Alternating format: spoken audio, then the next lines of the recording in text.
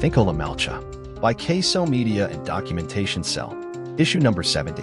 Monday, 20 November 2023. Headlines. Mayday militants ambush claims 2 Kukis lives including security personnel. KOTU demands CBI inquiry. Kim serves wake-up call to Goy over agonizing death of 2 Kuki innocent civilians. IDF condemns killing of 2 Kukizo tribals. Modi found time to attend World Cup match in Ahmedabad, yet to visit violence hit Manipur. Congress. War against illegal poppy plantations intensified along the Myanmar border. Security advisor appraises governor about prevailing law and order situation. Lissapriya Kangajam, self-styled climate activist filled with hate posts. Stolen childhoods and lost innocence. The concept of self-rule, not a new idea for the Kukizos. Thingkho Le Malcha. Relief Center update. St. Joseph High School Relief Center. Singut, Lamka District. Managed by Singut Relief Committee. Total inmates registered, 385. Male, 134. Female, 251. Kuki victims update AS on November 20, 2023. Deaths, 152. Villages burnt, 200 plus. Houses burnt, 7,000 plus. Churches and synagogues burnt, 360. Displaced persons, 41,425. Mayday militants ambush claims 2 Kukis lives including security personnel. KOTU demands CBI inquiry. A fresh ambush carried out by the Mayday terrorists in Kongwe district this morning has killed 2 innocent Kukis including an Indian Reserve Police personnel. This is the 3rd ambush on the Kukizo by the proscribed Mayday outfits which occurred on Monday at around 9:30 a.m. between Leon Viphi and Karam Viphi, the same Kangchup area where they had carried out the first ambush on September 12. Killing 3 innocent Kukis, the valley-based insurgent group's ambush today claimed innocent. Lives of Thangmanlan Hangxing, son of Lungkongam Hangxing of Kunko Village, and Hinmanlan Viphi, son of Luntanlal Viphi of Mission Vang Limakong in Kangpokpi District. Hinmanlan Viphi was serving as a security personnel in 6th Indian Reserve Battalion, IRB. Following the brutal killing, the Committee on Tribal Unity, KOTU, Sadar Hills Kongwe, has imposed an emergency shutdown in the whole jurisdiction of Kangpokpi District, shutting down all business establishments and shops, and restricting the movement of vehicles for 48 hours. The 2 dead bodies were brought to Motbung PHC where post-mortem was conducted before a condolence ceremony was held at Motbung Community Hall. Hundreds of Kukizo people across Kangpokpi gathered at Gamjafai to receive the duo with gun salute from the Kukizo volunteers. Later, the martyrs were buried at Martyrs Cemetery at Phaijiang Village in Kangpokpi District. Speaking to the media, KOTU's Information and Publicity Secretary Thangtanlan Haokip said the attack on the Kukizo this morning by the Mayday militants once again clearly indicated their aggression on the Kukizo-dominated territory, condemning the ambush and killing of the 2 innocent Kukizos. Thangtanlan Haokip said that the heinous and barbaric action of the valley-based insurgent groups was very shameful, apprising the central government for immediate intervention in the brutal killing of the 2 innocent Kukizos in another ambush. Haokip urged the center government to hand over the gruesome killing case of Thangmanlan Hangxing and Hinmanlan Viphi to the Central Bureau of Investigation, CBI, to ensure justice to the victims. KOTU also urged the central government to instruct the authorities concerned to take proactive steps to nab those involved in the brutal attack and killing, while directing the authorities concerned to ensure that no such attack and killing occurs again in the Kukizo-dominated areas. Meanwhile, in its emergency meeting following the brutal attack and killing of the duo, KOTU also demanded the central government to materialize the demand for separation from Manipur while conveying that the Kukizo people are no longer safe under the partisan government of Manipur. It also highlighted that had the Union Home Minister heard the repeated appeal of the Kukizo community, such series of unfortunate incidents could have been avoided, and urged the Union Home Ministry to take into account the continuous attacks. KOTU reiterated that political separation is the only option left now, following the emergency total shutdown. Shops and business establishments in Kangpokpi District were closed and movement of vehicles along the national highway came to a standstill. The KOTU's indefinite economic blockade is also underway along the NH2 and NH37 since November 16.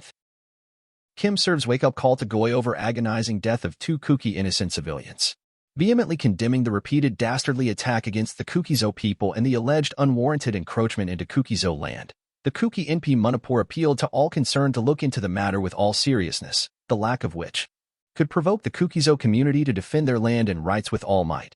The apex body of the Kuki tribes also said that the brutal killing of the 2 innocent Kukizo in the second ambush by the valley-based insurgent groups must serve As a wake-up call to the government of India to genuinely look into the fate of the Kuki-Zo people under the Meitei state government. Jangalan Haokip, information. And Publicity Secretary of Kim said that it is extremely disquieting that in spite of the government's earnest call for peace, the Bigs continue to terrorize the Kuki-Zo people, resulting in 2 more Kuki-Zo individuals killed in an ambush around 9:30 a.m. today. He said that the relentless attacks and barbaric killings of the Kuki-Zo people by valley-based insurgent groups, Bigs, are indescribable, while it plainly displayed the intense hatred and unrelenting attitude of the Meiteis in this pre-planned and state-sponsored ethnic cleansing of the Kuki-Zo people that has claimed the lives of over 152 Kuki-Zo people, with 300-plus villages destroyed, more than 7,000 houses torched, and more than 40,000 Kuki-Zo people displaced from their homes and hearth. He continued that it is deeply distressing that the state of the Kuki-Zo remained unchanged 6 months past the state-sponsored terrorism despite repeated appeals to the central government for the safety and security of the Kuki-Zo people, while adding that various Kuki-Zo civil society organizations have time and again expressed the partisan nature of the Meitei state government and its involvement in orchestrating and prolonging the conflict. It is beyond doubt that the Manipur state government has grievously tempered the law in order to fit the Meitei agenda to wipe out the indigenous Kuki-Zo people, he added. He also said that similarly, it is pertinent for the central government to recognize that the pillars of democracy in Manipur state have all been compromised to the core. He further said that the recent aggression of the Manipur police commandos at Sinam village en route to Moor is yet another testament of the Meitei government of Manipur. The agonizing death of the 2 Kuki-Zo individuals must serve as a wake-up call to the government of India to genuinely look into the fate of the Kuki-Zo people under the Meitei state government. He asserted. He also said that the central government must act against the barbarity of the state-sponsored ethnic cleansing by the Meiteis against our people. IDLF condemns killing of 2 Kuki-Zo tribals. Vehemently condemning the unending attacks and killing of unarmed tribals by the Meitei community, the Indigenous Tribal Leaders Forum, ITLF, on Monday urged the central government to provide a political solution which does not involve living under the yoke of a Meitei-controlled government, since we don't expect any help and sympathy from the communal state government controlled by the Meiteis. We again urge the central government to accept the situation for what it is, an ethnic cleansing campaign against minorities, IDLF asserted. In a statement issued today, the IDLF said that Meitei militants on Monday ambushed and shot dead 2 unarmed Kuki-Zo tribals who were repairing road in Kangpokpi district, underscoring the lack of security for minority tribals in Manipur 6 months after the outbreak of the ethnic conflict. Himmanlan Viphi S/O Luntanlal Viphi from Limakong and Thangmanlan Hangsing S/O Lunkongam Hangsing from Thingkho village were killed at around 9:30 a.m. between Tainuam village and Karam Viphi village along the Lamka-Kangpokpi road. The attack occurred in the same area where 3 Kuki-Zo tribals were killed, also in an ambush, in September, which showed the impunity with which armed radicals from the majority community operates. A team of volunteers were out for repairing the Lamka-Kangpokpi road, which had suffered considerable damage due to the recent spell of rainfall. The victims had just dropped off their friends at a designated point and were trying to head back to Limakong when they were ambushed and waylaid, ITLF said, adding that the attack occurred a mere 50 meters from where they had left their friends, since the victims and their friends were all unarmed. They were unable to defend themselves. One of the deceased, Himmanlan Viphi, is a personnel of 6th IRB, posted at Limakong. Modi found time to attend World Cup match in Ahmedabad, yet to visit violence-hit Manipur. Congress. The Congress on Sunday took a swipe at Prime Minister Narendra Modi, saying he found time to attend the Cricket World Cup final match at Ahmedabad, but is yet to visit violence-hit Manipur. In a post on X, Congress General Secretary Jairam Ramesh said the priorities of the Prime Minister are clear. PM found time to be at the stadium in Ahmedabad he got named after himself.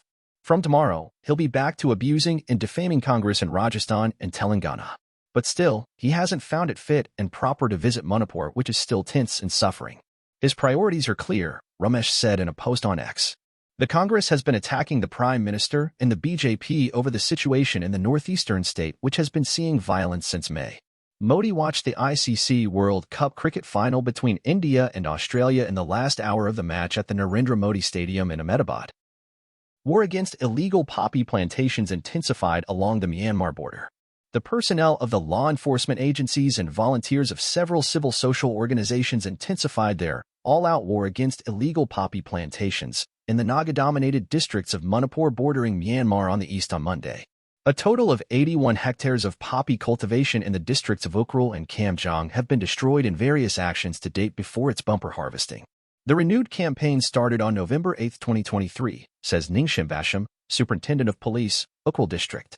Poppy plantations that are ready for harvest were destroyed by using grass cutters, sticks, and herbicides by a joint team of Ukral Police, Ukral Forest Division, 6th Manipur Rifles, 35 Assam Rifles, and volunteers of Thingkho Le Malcha at Mapathel Hill Range, Kamjong District, Manipur under Litnan Police Station on Monday.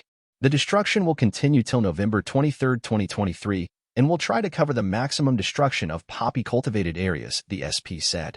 The joint team comprising 141 persons carried out the destruction of illicit poppy cultivation at the Mapathel Hill Range, destroying around 20 hectares of poppy cultivation, many huts, and other infrastructures on the hill slopes. Some of the poppy plants and huts were also burned to ashes in the campaigns. Despite several warnings given to the villagers not to cultivate poppy, they persistently continued illegal practices at a very large scale. We will continue this drive against poppy cultivation until this illicit practice is eliminated and necessary legal action will be initiated, added the SP. Security advisor appraises governor about prevailing law and order situation. The Manipur governor Anusiya Yuki, who is the head of the state, was appraised about the prevailing situation concerning the deployment of security forces at various sensitive places across the state. A Raj Bhavan communique states that the Manipur security advisor, Kuldeep Singh, met with the governor of Anusiya Yuki on Monday at Raj Bhavan and apprised of the prevailing law and order situation in the state since the outbreak of the ethnic clash on May 3. The governor was also briefed about the security measures taken up by security forces to restore peace and normalcy in Manipur and the deployment of forces in vulnerable areas, especially in the fringe foothill areas, to prevent unwanted incidents between the communities. The meet came after one Jawan of the India Reserve Battalion and a tribal were ambushed to death at a place in Kangpokpi district on Monday at around 9:30 a.m. Lisapriya Kangajam, self-styled climate activist filled with hate posts.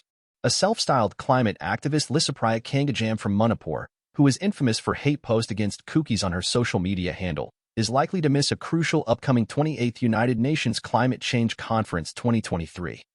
UNCCC COP28, scheduled to convene from November 30th till December 12th due to lack of funds. Her approach to the government for funding went in vain as the latter allegedly turned deaf ears. The 11-year-old self-styled activist from Manipur, who campaigns for changes in climate law, is no short of controversies. Any rational-thinking mind in this world will know that an 11-year-old child who is yet to learn the good and bad sides of this world will never resort to updating hate speeches in her social media handles, let alone own a social media account. She is a young child who still yearns for freedom and hassle-free life by playing around with her kid mates, watching favorite cartoon shows in the comfort of her home. No1 believes that this will be the handiwork of an 11-year-old child. An innocent young kid who is yet to pass her high school will never be this much mischievous and spreading hate messages on her social media handle. For sure, there must be someone behind the screen for her demeanor. The man behind all these is none other than her criminal father, Kangajam Karnajadet KK Singh, whose sole objective is to swindle people. Many child rights activists have voiced their concerns that she needs proper care and protection and should be free from criminal elements which may hinder her mental and emotional growth. The activist father upon her daughter itself is a child abuse, raises concern that justice be done to her and to her chosen career, but not the one which might be forced on her to do so. Before his daughter Lisapriya Kangajam gained national and international fame as a climate activist, Karnajit Singh had already duped many people. He is known as specialist in forging documents, signatures, and presenting a larger-than-life image of himself. Over the years, he traveled in a white Maruti 1000 car with a flag post claiming that he was a representative of the United Nations. His jacket also displayed a number of badges which he adorned all the time. His modus operandi was to collect funds and fees from national and international students in the name of organizing youth meets and other seminars, relief for earthquake victims, and the list goes on.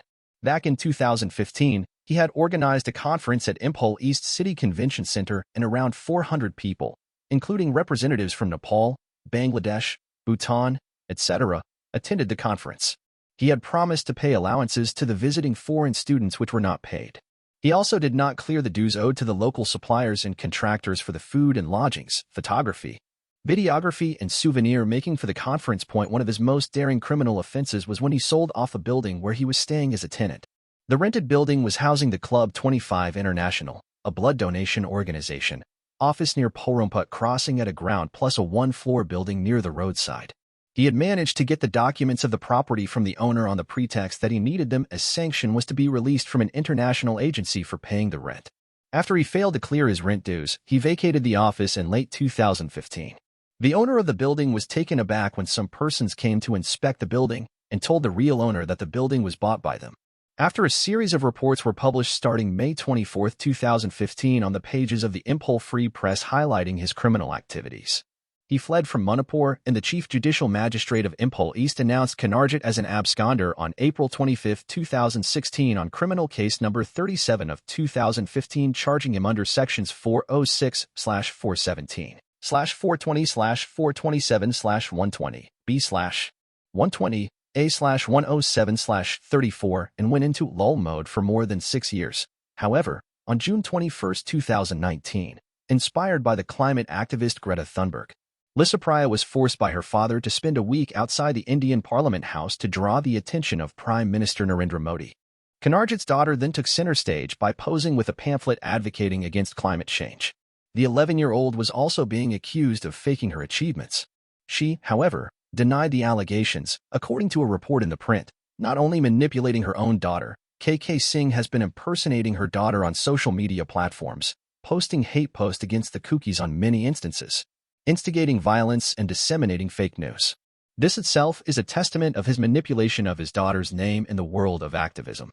He was so methodical in his operations that he not only fooled locals but also TED Talks, and in fact, appeared on the program. A genuine climate activist will never propagate hate messages to navigate through, but will have a heart for her fellow human beings, as climate activism is interrelated with humanity itself. Stolen childhoods and lost innocence. It is the 14th of November, a day meant to raise awareness about the rights, education, and welfare of children in India.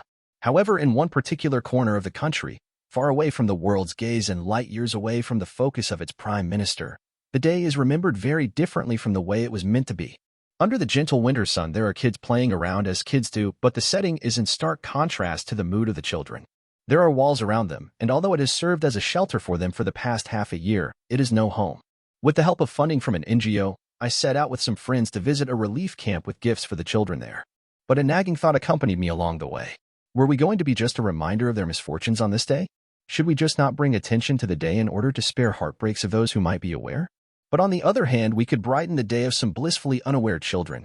And so we set out with cartons of bottled lassi, various snacks and eatables, and some coloring books along with crayons, expecting to meet some innocent children and bring joy into their lives. However, we were soon to discover that very few are blissfully unaware. Most of them, even the youngest ones, are fully aware of the predicament they are in. There are about 25 children in this camp under the age of 10. They come from poor, farming villages now burnt down by Mayday mobs. They have never known luxury, even back when they had their homes. But at least they had a home and they used to go to schools.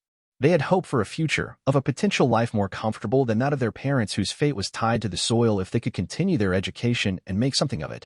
But that hope and potential has now been abruptly robbed from them. And if you ask their parents, all their life's work under the sun for the future of their children has been rendered meaningless. The war has taken many to the grave, and those it tried to but just hasn't yet, it has simply rendered inanimate. We picked this camp because we had heard stories of a 10-year-old boy carrying his 2.5-year-old younger brother on his back as they ran from the village into the hills, and then through the forest until they were rescued.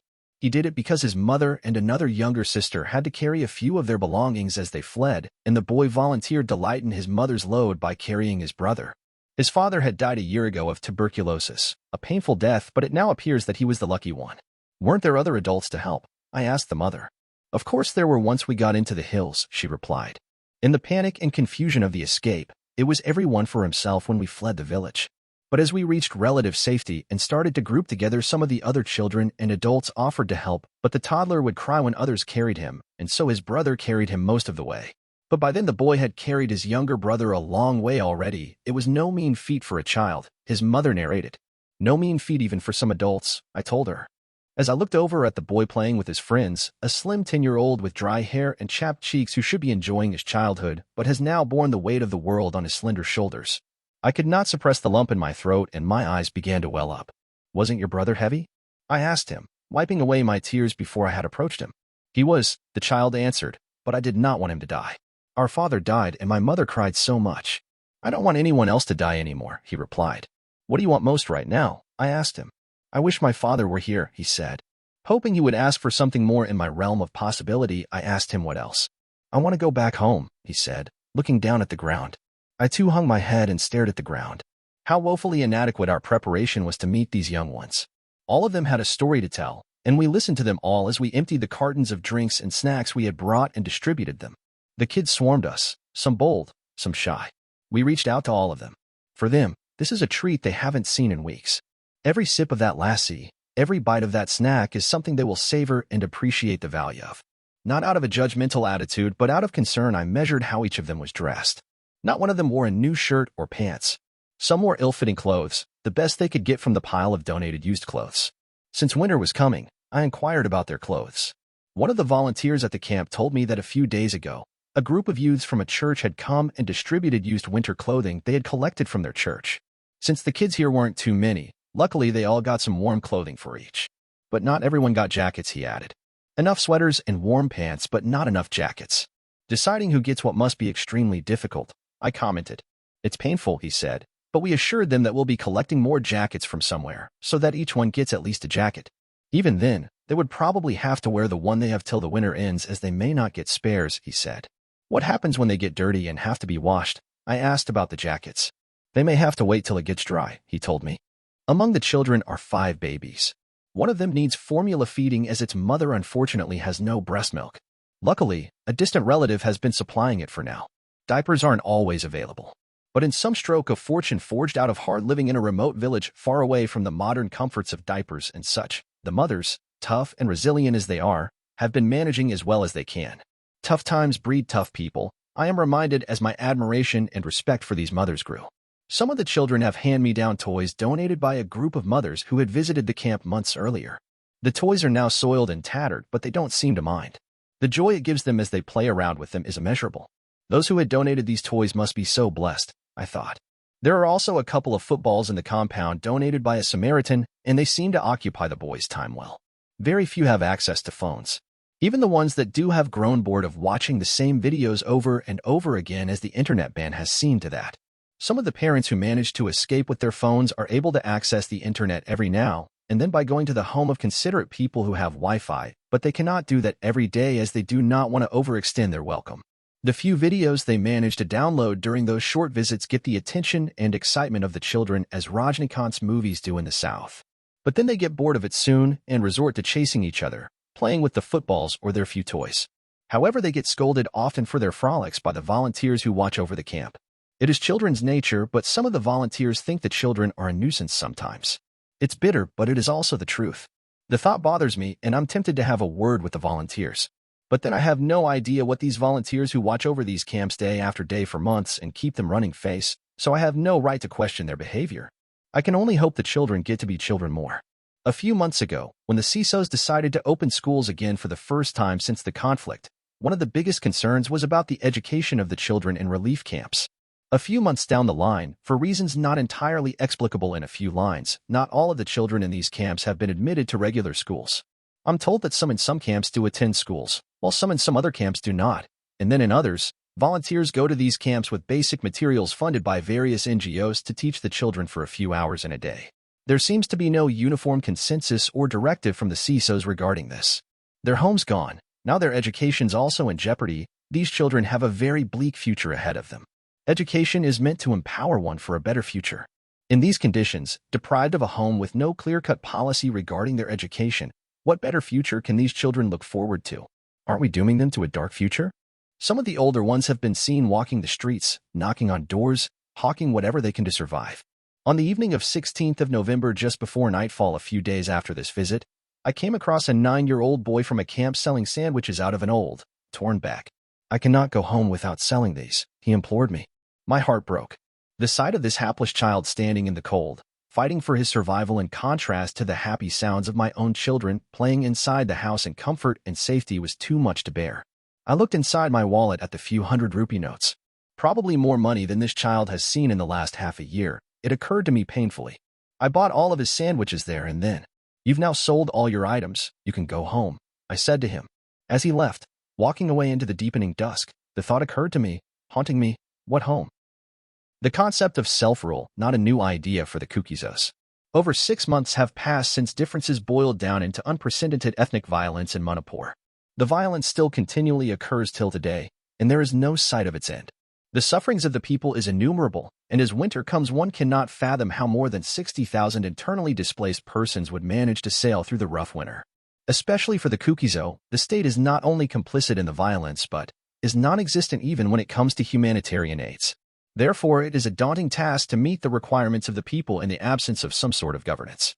Owing to this, on 15th of November, the General Secretary of the Indigenous Tribal Leaders Forum, ITLF hereafter, Pumuan Tuming explicitly stated that the tribal body has been conceiving the idea of setting up a separate governing body for the Kukizo tribals. The tribal leader said, "We will set up a self-government that will look into the administrative and political matters in the Kukizo areas." He further stressed, such a governing body is indeed a necessity as our voices have not been heard. It is of utmost importance to note the motive viz. To look after the hapless Kukizo as the state government has been a complete failure. Since the beginning of the violence, the state has not only been biased but also irresponsible and irrational, even having no qualms in applying laws on its own whims and fancies. Everyone from journalists reporting from the ground to the Chief Justice of India has indicated the state's failure.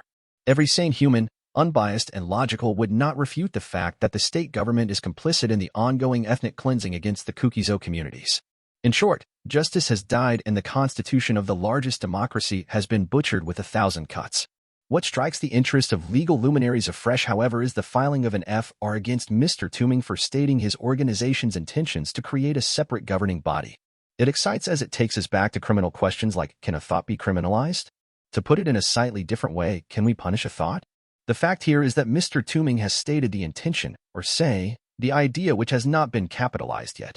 The organization may have conceived the idea quite few months back. It may not be a recent origin. However, it remains a mere intention. And it is a venerable maxim of criminal prejudice that the state must never punish people for their mere thoughts, for their beliefs, desires, fantasies, and unexecuted intentions. So the question is, should the court punish Mr. Tuming for his thoughts? As we have seen many nonsense application of law, especially by the Biren-led government, we may have to wait and witness another historic embarrassment for the state government. Another chance to witness Biren's understanding of the Constitution of India. It's prayed that the case awaits till the completion of the Constitution being written in Mayday scripts. On the flip side, the concept of self-government is not a new idea for the Kukizo. The Kuki Impi and the likes for that matter are not just a civil society organizations as we know. Deep in critical exploration of the culture of the Kukizo reveal that the very idea of self-rule is not strange or unusual to them. Even before the violence erupted, the Kuki Impi always had the authority to exercise its power, stretching from matrimonial issues to ritual practices etc. The public have always been obliged to obey the edicts of the Impi, which they consider the highest apex body. For that matter, even if the idea of separate administering body is executed, if the governing body exercises its power within the constitutional framework, it cannot be construed as unconstitutional or illegal. Especially today, the Impi is rather expected to lead and govern by default as the state government has failed. In fact, all these fuses and arguments would never have arisen had the Impi realized its duty. Albeit late, Kuki Impi, or otherwise a United Zo Impi in that sense, has every right to look into matters concerning the Kukizo. The matter is of significance for two reasons. One, the first information report against the Secretary is an absolute violation of the very essence of Article 19A. Secondly, the attempt to stymie the idea exhibits the complete indifference of the Biren-led government towards the plights of the Kukizo. Therefore, the Chief Justice should take cognizance of yet another blunder of the law. And the Union government is expected to at least allow the formation of a governing body to take the mantle in catering assistance for the welfare of its people, at least for a temporary period, even if the governments have failed.